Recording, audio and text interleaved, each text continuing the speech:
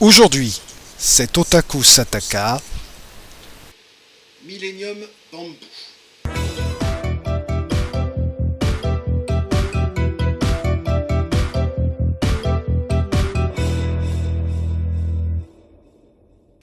Minasan konnichiwa, Perfetti Guillaume des.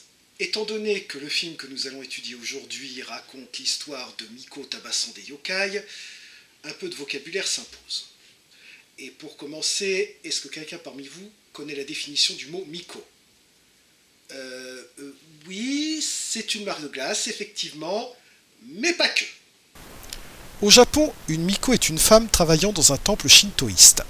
Elles sont célèbres pour leurs costumes traditionnels rouge et blanc, et même si vous ne connaissiez pas le terme, vous en avez certainement déjà vu dans des reportages ou dans des œuvres de fiction, où elles sont souvent dotées de pouvoirs magiques, divinatoires ou médiums. Par exemple, dans Sailor Moon, Sailor Mars est une Miko, et d'ailleurs son costume utilise les mêmes couleurs qu'une tenue de Miko. Les yokai maintenant. C'est un terme générique pour désigner les créatures surnaturelles au Japon. Et croyez-moi, il y en a. Pour vous donner une idée, le dictionnaire des yokai, voyez l'épaisseur ? Eh bien voyez, la plupart du temps, il n'y en a qu'un par page. Bref, la famille est bien fournie. Les yokai que nous verrons dans ce film sont des Tomokazuki. Cependant, elles y sont assez différentes de la version traditionnelle qui est plus proche des sirènes. Bien, maintenant que je suis certain que vous ne serez plus largués à chaque fois que je parlerai de Miko, de yokai ou de Tomokazuki, nous pouvons passer au film. Ikuzo! Millennium Bamboo, Shoujo Onmyoji, Yoto Ankiden, ou si vous préférez, Millennium Bamboo, Filles exorcistes, la légende de l'épée diabolique. Les Japonais aiment bien les titres à rallonge. Le film s'ouvre donc sur une Miko en train de s'entraîner pour le lancer de javelot, je suppose. Rim, Pyo, To, Sha, Kai, Jin, Bet, Rai, Dem. Mais c'est quoi ces incantations ? Ah d'accord, les javelots c'était pour faire une grille de morpion géante en fait, d'accord. Ah non, pardon, pour ligoter une écolière innocente.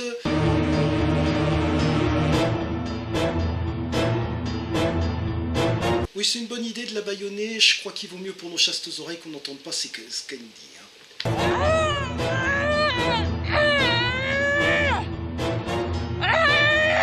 N'empêche, c'était le pré-générique et je suis déjà complètement largué. J'espère que ce sera un peu plus clair ensuite. Nous faisons donc ensuite connaissance avec l'héroïne du film, Chiku Takenaka. Et comme le film s'appelle Millennium Bamboo, le premier kanji de Takenaka signifie bambou. Subtilité. Chiku donc travaille comme assistante pour Onoka Hattori, qui dirige une agence de mannequins. Encore qu'au Japon, le terme serait plutôt gravure idole. Et comme vous pouvez le constater, Onoka est un peu trop affectueuse envers ses employés, ici le mannequin Tomoka. Donc, à l'issue d'une séance de photos sur la plage, à peine perturbée par une photobombe de yokai, Chiku découvre une épée en bois invisible qui se met à lui parler, lui explique qu'elle est une exorciste, l'élu, tout ça, mais qu'elle est la seule à pouvoir entendre sa voix. Et lorsque Chiku raconte ça à Onoka, Onoka ne la conduit pas à l'hôpital psychiatrique le plus proche, mais au contraire se met à faire des recherches sur le net. Les Japonais ne font décidément jamais rien comme nous. Bref, la voix de l'épée de Chiku lui demande d'aller délivrer d'autres exorcistes qui ont été capturés. En suivant ses instructions, elle retrouve l'écolière du début, qui se nomme Saori. Et, pour rester dans la subtilité, le premier kanji de Saori est dérivé du kanji bambou. Mais elle se fait attaquer par une autre Miko appelée Sasayo Shochiku, et comme vous devez vous en douter, Shochiko comporte le kanji de bambou, et Sasayo, un kanji dérivé de bambou. C'est fou ce qu'ils sont subtils quand même. Donc elle est obligée d'affronter Sasayo, mais toujours guidée par la voix de son épée. Elle la conduit à la mer où elle est neutralisée par... 勝負あった発動何さあ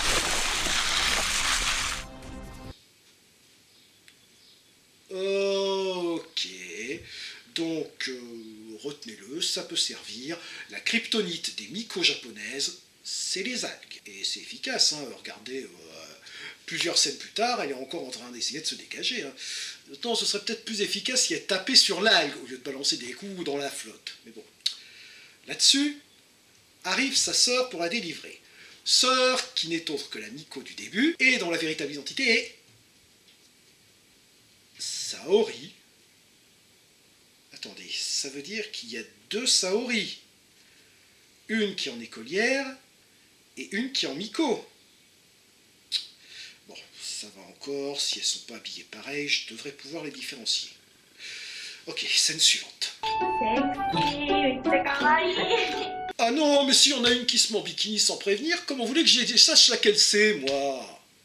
Attendez, à moi, c'est peut-être une troisième Saori qui est en bikini.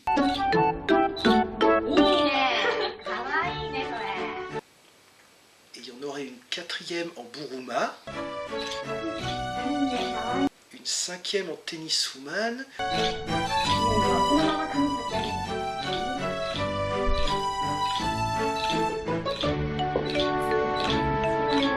Et une sixième... Non, attendez. Il y a combien de Saori dans ce film à la fin? Ah non! Autant pour moi, suis-je bête? En fait, c'était la Saori écolière qui était en train de poser pour l'obsédé sexuel. Tout s'explique. Bon, on revient à Chiku. Chiku est en train d'affronter une nouvelle Miko qui s'appelle Banbu. Banbu. Elle s'appelle Banbu. Juste Banbu. Il faut même plus l'effort de faire semblant d'être subtil. Donc, Banbu lance des feuilles de papier qui deviennent des guerrières. Pourquoi pas? Chiku neutralise les deux guerrières, puis elle tape sur Banbu et c'est numéro 1. Là-dessus, Banbu se met à entendre des voix, à des visions de bambou, logique, puis un bâillon dans la bouche, puis revision de bambou, puis elle a pu le bâillon, mais elle tremble comme une feuille, elle a chopé la grippe, je sais pas, je comprends pas. Est-ce que ce serait possible d'avoir une scène qui a du sens dans ce film? Bon, retour à Chiku, qui est parvenu à délivrer les deux autres prisonnières, une maid nommée Mai, et le mannequin du début, Tomoka, qui a été capturé entre-temps. Et c'est là que les otages jettent le masque.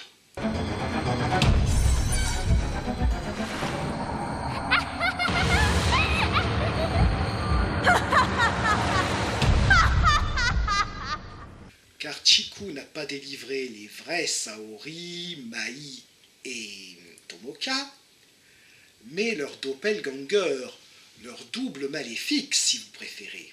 Par exemple, là, à gauche, vous avez l'original, et à droite, son doppelganger. Oui, à moins que ce soit l'inverse, c'est toujours un peu difficile à dire avec les doppelgangers. Les doppelgangers en question sont donc en réalité des Tomokazuki venus d'une autre dimension, et qui ont imité l'apparence et les souvenirs des originales. Et ça veut dire qu'Onoka n'est pas en compagnie de la vraie Saori, mais d'une...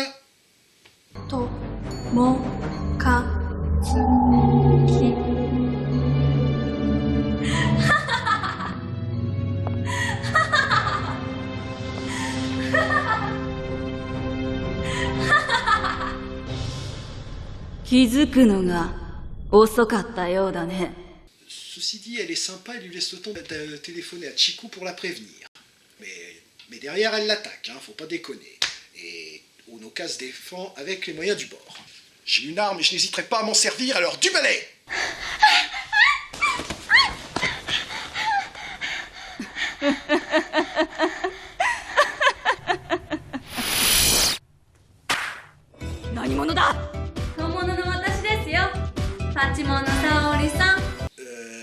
Attends une seconde. Mais la nana dont tu as pris l'apparence et les souvenirs, celle qui t'a emprisonné au début du film, et tu lui demandes qui c'est. Tu souffrirais pas de prosopagnosie par hasard? Prosopagnosie, incapacité à identifier un visage connu, voir son propre visage dans un miroir par atteinte des régions occipito-temporales. D'ailleurs, j'ai une petite remarque à faire concernant l'actrice qui joue le rôle des deux Saori. Alors, bon, déjà, quand même, un truc positif, des actrices principales du film, c'est la seule, à part les suites actrices des méchantes, c'est la seule qui a visiblement de l'expérience au combat. Le problème, c'est que l'actrice respire la gentillesse et la candeur. Du coup, autant dans un rôle de gentille, c'est parfait, autant pour jouer les méchantes, elle peut nous faire autant de rires démoniaques qu'elle veut. On y croit autant qu'à un bisounours en Dark Vador.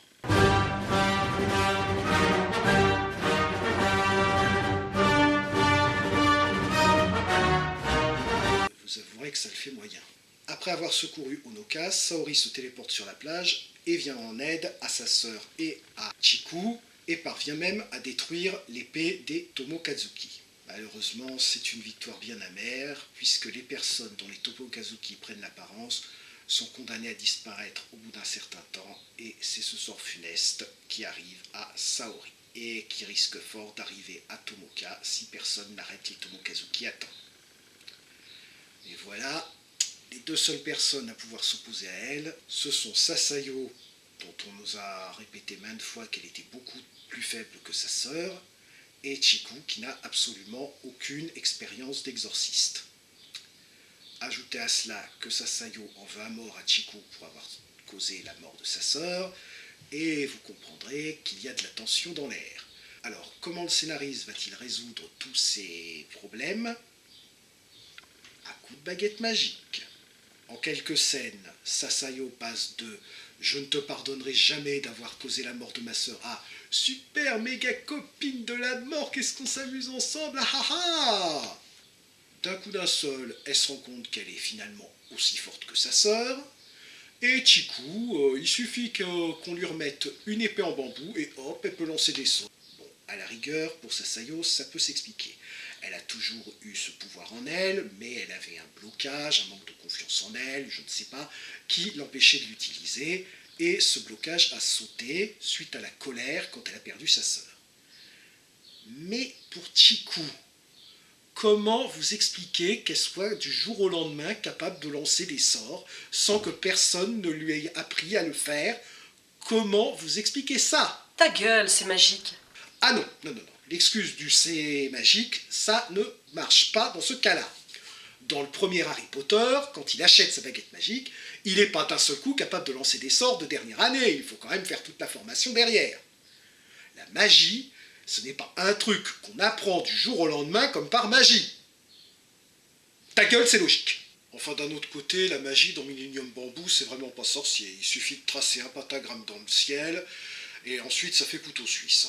Un coup ça fait des étincelles, un coup ça fait des explosions, un coup ça crée une barrière infranchissable, un coup ça fait téléportation, un coup ça fait téléphone. Allô? C'est le scénariste qui décide. Et au passage, vous aurez remarqué que dans Millennium Bamboo, magie rime avec mauvais CGI. En même temps, ils se mettent au diapason des effets sonores. Non, parce que, par exemple, écoutez le bruit que fait une personne qui tombe au sol. Alors, à moins d'avoir des os en plomb, une personne qui tombe, ça ne fait pas ce bruit-là. Vous voulez un autre exemple de bruitage incongru? C'est parti. La scène était pourtant déjà bien assez ridicule, c'était vraiment pas la peine qu'il réajoute ce bruit-là.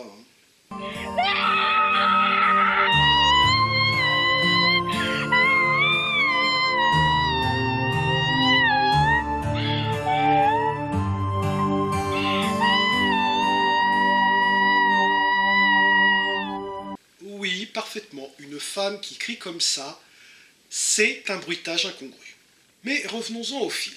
Donc, pendant que les yokai se font un trip aux acides, そんな得体も知れないものとは共存できない nos trois héroïnes parviennent à les localiser grâce à une machine que Honoka a bricolée à l'aide d'une décoration de Noël, d'un rouleau de PQ et d'un ordinateur portable, parce que ta gueule, c'est scientifique. Elles rejoignent donc les Tomokazuki en train de danser la farandole, le combat s'engage et nos deux héroïnes sont capturées par les Tomokazuki à l'aide d'un bâton planté dans le sol et frotté avec du sang prélevé par des étoiles de mer vampires. Quant à savoir comment ça marche, demandons à notre spécialiste. Ta gueule, c'est magique. Merci. これで我々の勝利だサポートするやつも目障りだ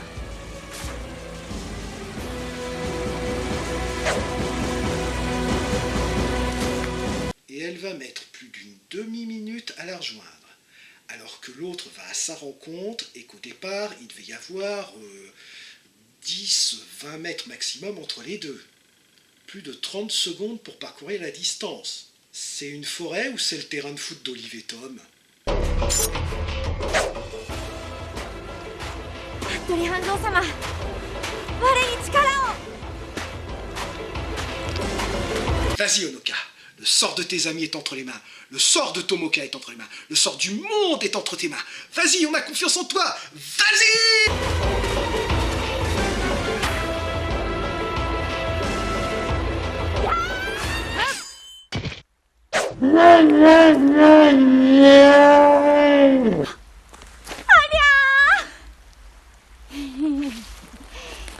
ありがとうございましたお達者で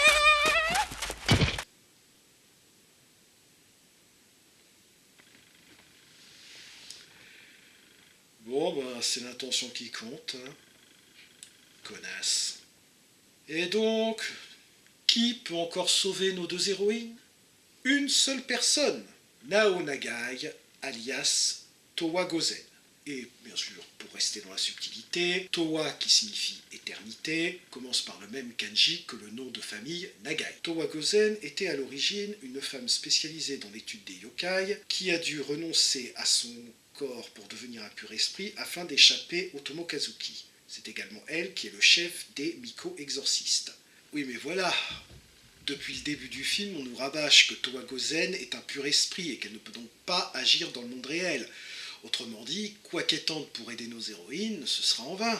そうでしょうか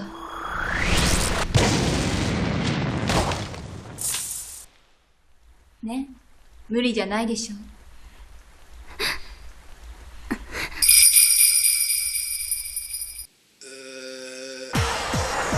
Ok, j'ai rien dit, merci Deus Ex Machina, grâce à toi, le scénariste n'aura pas besoin de se creuser la tête pour trouver une solution au problème. Et puis tiens, puisqu'on en est à inventer des nouveaux pouvoirs aux personnages, surtout ne vous arrêtez pas en si bon chemin, hein, je sais pas moi, dites que Chiku est capable de créer des ouragans en tournoyant sur elle-même.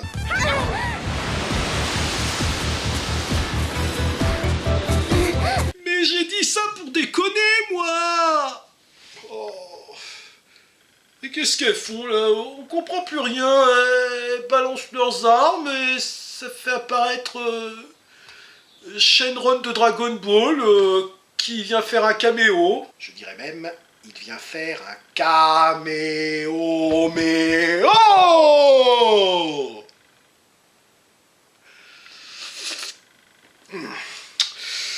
Ok, faudra pas que j'oublie de la couper au montage, celle-là. Donc Shenron débarque, il one-shot les méchantes, et il repart, hein, genre... c'est bon les filles, vous avez plus besoin de moi, ok, je passe à la compte à toucher mon chèque, ciao. D'ailleurs, vous avez peut-être remarqué, les CGI dans ce film, ils sont à chier, mais le dragon est superbe.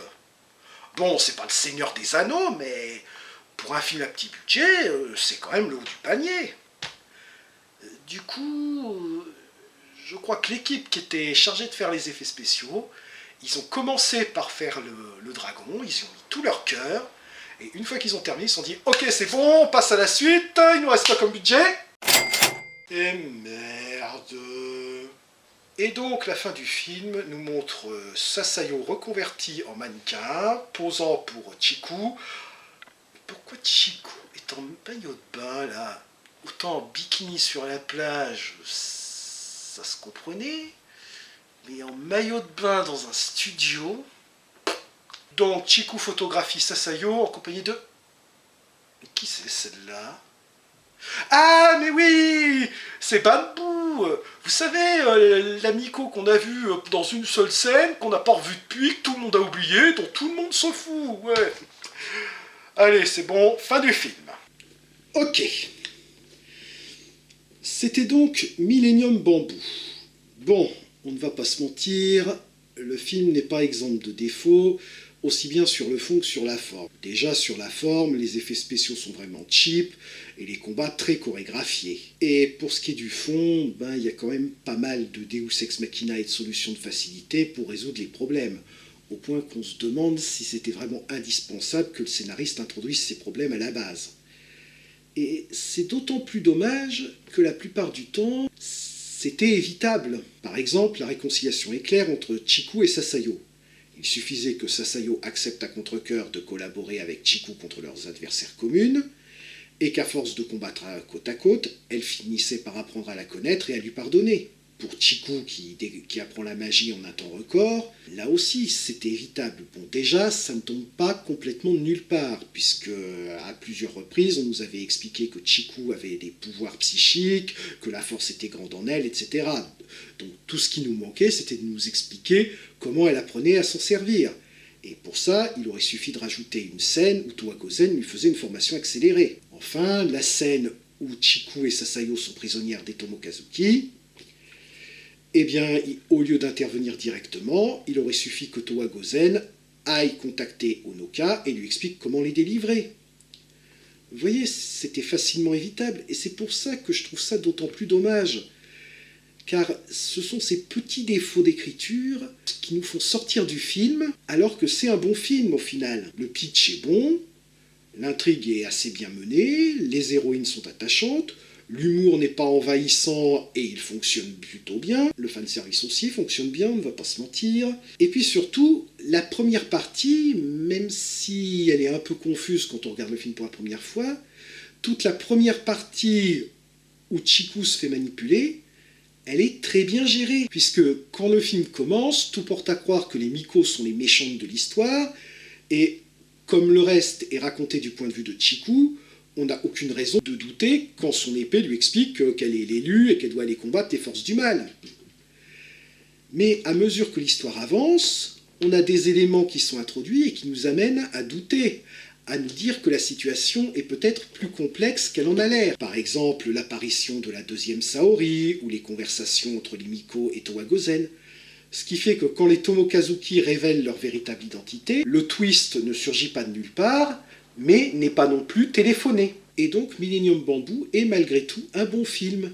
J'ai pris beaucoup de plaisir à le regarder, et même à le revoir pour préparer cette vidéo, et on peut donc dire que même s'il y a des défauts, la magie opère quand même. Janet.